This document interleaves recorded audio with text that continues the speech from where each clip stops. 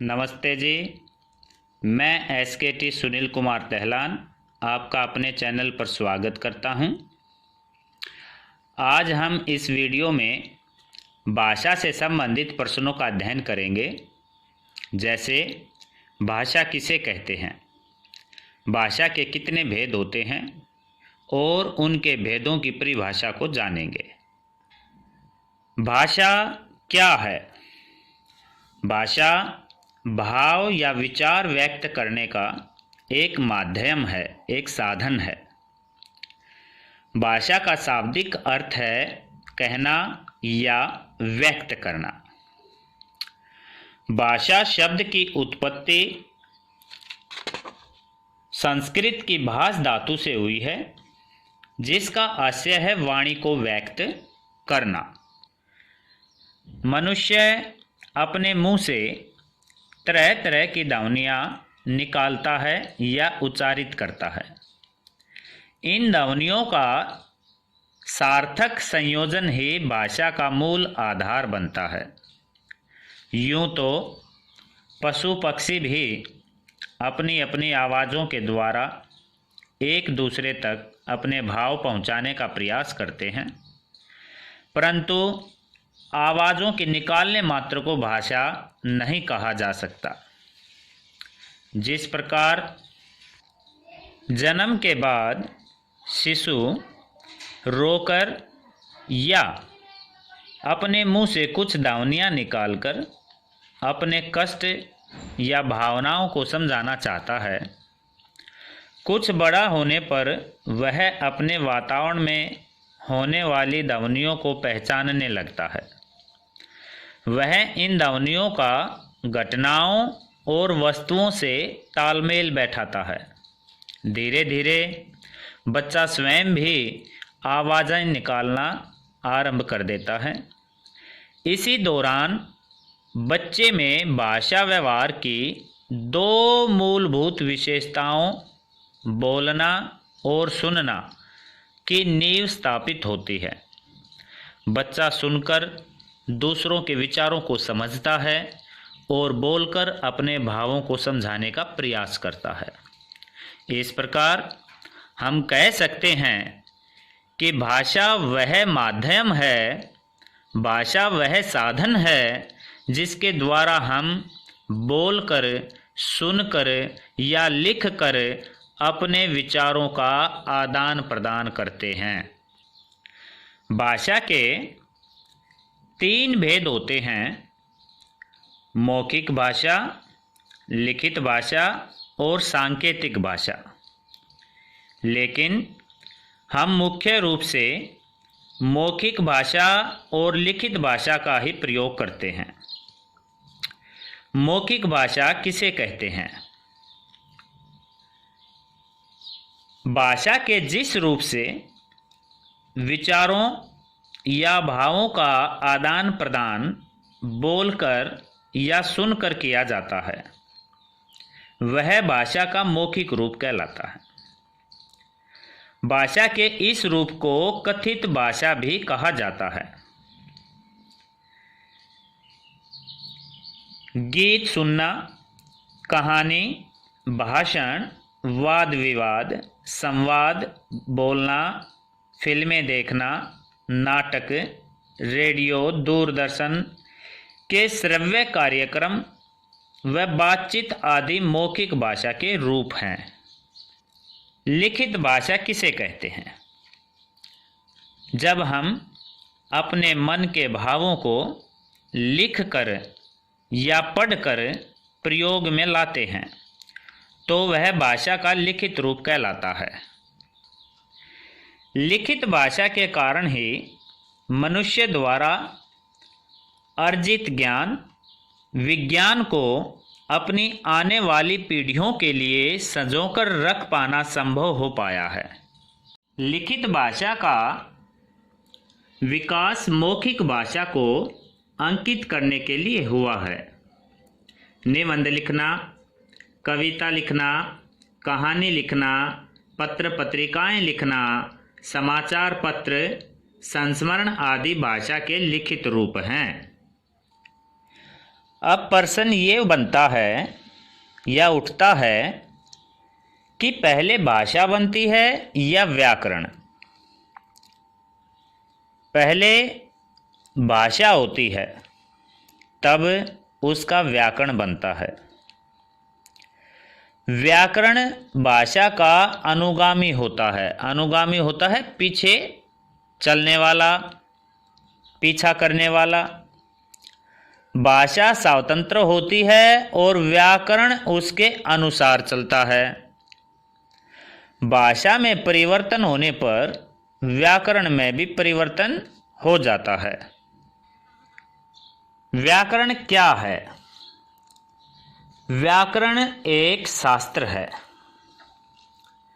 जिसके माध्यम से हमें भाषा के मौखिक और लिखित दोनों रूपों के नियमों का ज्ञान होता है। व्याकरण भाषा के नियम ही नहीं बनाता, बल्कि किसी भाषा के प्रचलित और सर्वमान्य रूप को आधार मानकर उसके सही रूप से हमें परिचित भी कराता है।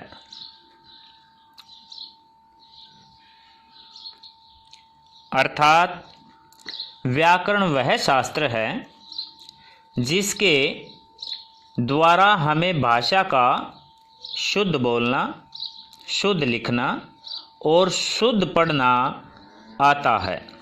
अर्थात व्याकरण भाषा के शुद्ध रूप का ज्ञान कराता है। भाषा के कितने स्वरूप माने गए हैं? भाषा के 3 स्वरूप माने गए हैं: बोली, उपभाषा और भाषा। बोली किसे कहते हैं?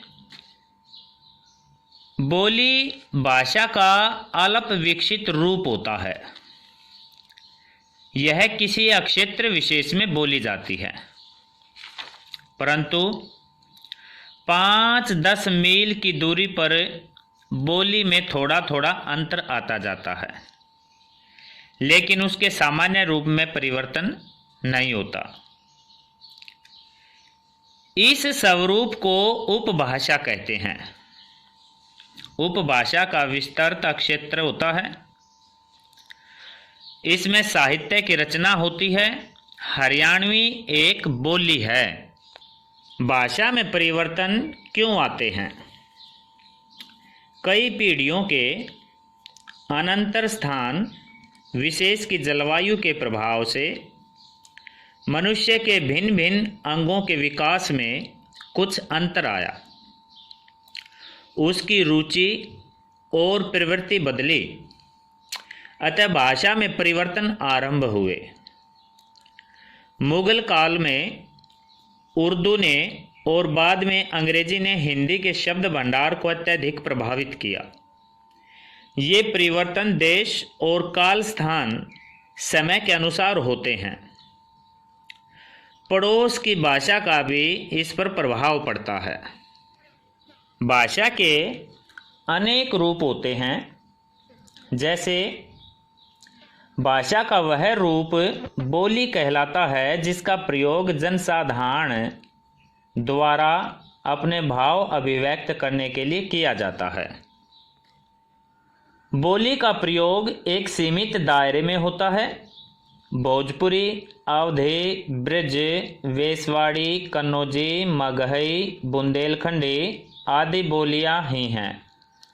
भारत में लगभग 600 से अधिक बोलियां बोली जाती हैं। जनभाषा आम आदमी द्वारा बोली और समझी जाने वाली भाषा को जनभाषा कहते हैं। यह भाषा का सहज रूप होता है जिससे हर व्यक्ति अनायास ही परिचित हो जाता है। आम बोलचाल की हिंदी को जनभाषा कहा जाता है। मातृभाषा माँ द्वारा प्राप्त भाषा को सुनकर जब बच्चा बोलता है तो उसे मातृभाषा कहते हैं। अर्थात माँ द्वारा प्राप्त भाषा को मातृभाषा कहा जाता है। यदि माँ मराठी बोलती है तो बच्चे की मातृभाषा मराठी होगी। यदि परिवार कश्मीरी भाषा बोलता है तो बच्चे की मातृभाषा कश्मीरी होगी। माँ द्वारा बोली जाने वाली भाषा से ही बच्चे का पहला परिचय होता है। राष्ट्रभाषा, जब कोई भाषा किसी राष्ट्र के, राष्ट्र होता है बेटा देश, जब किसी देश के अधिकांश भूभाग में और अधिकांश लोगों द्वारा बोली जाती है तो वह राष्ट्रभाषा कहलाती है। जैसे हिंदी भारत की राष्ट्रभाषा है। राजभाषा, वह भाषा जिसका प्रयोग देश के कार्यालयों में कामकाज के लिए किया जाता है, राजभाषा कहलाती है। वर्तमान में हिंदी और अंग्रेजी भारत की राजभाषाएं हैं। अंतर्राष्ट्रीय भाषा, जब कोई भाषा विश्व के अनेक राष्ट्रों देशों द्वारा व्यवहार में लाई जाती है तो वह अंतर्राष्ट्रीय भाषा का रूप ले लेती है। इस आधार पर अंग्रेजी को अंतर्राष्ट्रीय भाषा का स्थान प्राप्त है। संपर्क भाषा, वह भाषा जिसका प्रयोग देश के निवासी संपर्क या आपस में परस्पर संपर्क करने के लिए करते हैं, संपर्क भाषा कहलाती है। हिंदी भारत के बड़े भूभाग में संपर्क भाषा की भूमिका निभाती है। मानक हिंदी, भाषा विज्ञान की दृष्टि से हमारी आज की राष्ट्रभाषा अथवा राजभाषा हिंदी का मूल पश्चिमी हिंदी है। पश्चिमी हिंदी 5 प्रमुख बोलियों में से खड़ी बोली प्रमुख है। आज की हिंदी से इसका सीधा संबंध है। यह खड़ी बोली एक बड़े भूभाग में बोली जाती है, अर्थात भाषा का वह रूप जिसे राजभाषा विभाग से मान्यता प्राप्त है, मानक भाषा कहलाता है। भाषा और बोली में क्या अंतर है? अपने विचारों को बोलकर अथवा लिखकर प्रकट करने के साधन को हम भाषा कहते हैं। भाषा का क्षेत्र व्यापक होता है, उसमें साहित्य की रचना होती है जैसे हिंदी में होती है। लेकिन बोली भाषा का स्थानीय रूप होता है। यह एक छोटे से क्षेत्र में बोली जाती है, जैसे हम हरियाणा बोलते हैं या हरियाणवी बोलते हैं। भाषा की सार्थक इकाई क्या है? भाषा की सार्थक इकाई वाक्य है। और अगर हम कहें कि भाषा की लघुत्तम इकाई क्या है तो हम कहेंगे कि भाषा की लघुत्तम इकाई वर्ण है। आशा है आप सभी को ये वीडियो पसंद आएगी। धन्यवाद।